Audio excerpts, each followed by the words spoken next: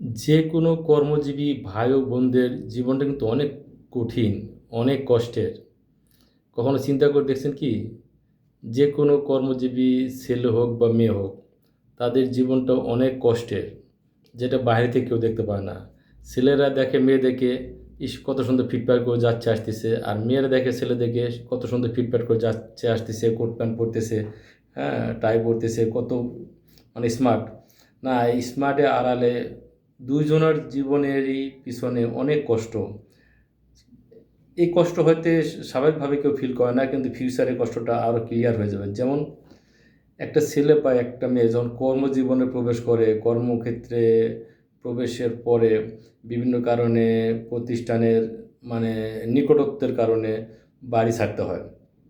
ট্রান্সফারের কারণে বাড়ি ছাড়তে হয়।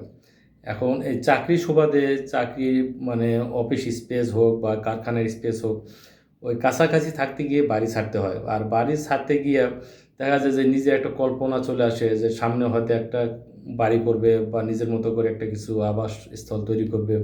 এই চিন্তা করতে করতে তার মানে এনার্জির যে বয়স, এটা একসময় শেষ হয়ে যায়। তার বার্ধক্য চলে আসে। তখন এমন অবস্থা দেখা যায় যে সে তার চিন্তা মতো, তার চয়েস মতো, তার পছন্দ মতো একটা সুখের নীড়, একটা শান্তির নীড় তৈরি করতে পারে না। আর ওইদিকে যে তার পিতামাতার যে বাড়িঘর যেটা রাইখা আসছিল, সেটাও অলরেডি একেবারে জরাজীর্ণ হয়ে গেছে। জরাজীর্ণ না হলেও তার নিকট যে ব্লাড কানেকশন যে আত্মীয়স্বজনরা আছে, তারা ওইটাকে এমনভাবে প্রসেসিং করে রাখছে যে আপনি যখন রিটার্ন যাবেন বা ছুটিতে যাবেন, আপনি স্বাভাবিক একটা গেস্ট হিসাবে যাবেন। আপনি স্বাভাবিক একটা গেস্ট হিসাবে যাবেন। গিয়ে দেখবেন যে আপনার ব্যাগে যে মালামালগুলা বা কাপড়-চোপড় যা কিছু আছে, সবগুলো হয়তো বাইর করার প্রয়োজন হয়ও না। ইউজ করে আবার ব্যাগেই রাখতে হয়। আপনি যদি নিজের বাড়িতেই যান, তাহলে সবকিছু আপনার ব্যাগে থাকবে কেন? সব তো এদিক ওদিক ছড়ানো ছিটানো থাকবে, এটাই তো স্বাভাবিক। তার মানে এটা কিন্তু খুব একটা সুখের লাইফ না। আপনি ঈদে বা ২-৪ দিন ছুটিতে যাবেন, গিয়ে দেখবেন যে আপনার টুথপেস্টটা কোথায়, আপনার ব্রাশটা কোথায়, আপনি সব কিছু মিলে ওই ব্যাগ বা ব্যাগের আশেপাশে, ড্রেসিং টেবিলের আশেপাশে এমনভাবে রাখবেন যেন আপনার ছুটির শেষে ওগুলো আসতে যেন ওগুলো ছাড়া না পড়ে। তাই নাকি? তাহলে এই লাইফটা কি সত্যি অনেক সুখের? না, এটা সুখের না। আমরা সুখের অভিনয় করি, বাট এগুলো সুখের না। আপনি যখন যে কর্মস্থলে আছেন এখানেই ভালো লাগে, এখানেই সব ঠিক আছে, একটা অ্যাডজাস্ট আছে।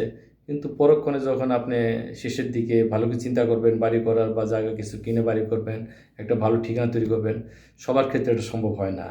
আবার ব্যাকে যে আপনার ঠিকানাটা আছে, সেখানে গিয়েও আপনার থাকার পরিবেশ থাকে না। হয় জরাজীর্ণ হয়ে নষ্ট হয়ে যায়, বেশি ওল্ড হয়ে গেলে যা হয়, তা না হলে গিয়ে দেখবেন কাছের মানুষগুলো ওটা এমনভাবে প্রসেসিং করে রাখবেন যেখানে গিয়ে হয়তো আপনার জায়গাই থাকবে না। বেশিরভাগ ক্ষেত্রে এমনটাই হয়। প্লিজ কেউ মাইন্ড করেন না। যদি সব ভালো লাগে, এই প্রশ্নটা যদি বাস্তবমুখী হয়ে থাকে শেয়ার করেন। আরও হাজার ভাইকে, লক্ষ ভাইকে জানার সুযোগ করে দেন। আমরা ছেলেরা মেয়েরা যে কর্মক্ষেত্রে যে আমরা যে সত্যিই অনেক কষ্ট, অনেক মানে ভেতরে যে অসম্পূর্ণ যে বেদনা নিয়ে আমাদের চলতে হয়, একটু শেয়ার করে দিই। সবাই একটু জানার চেষ্টা করি। আসসালামু আলাইকুম।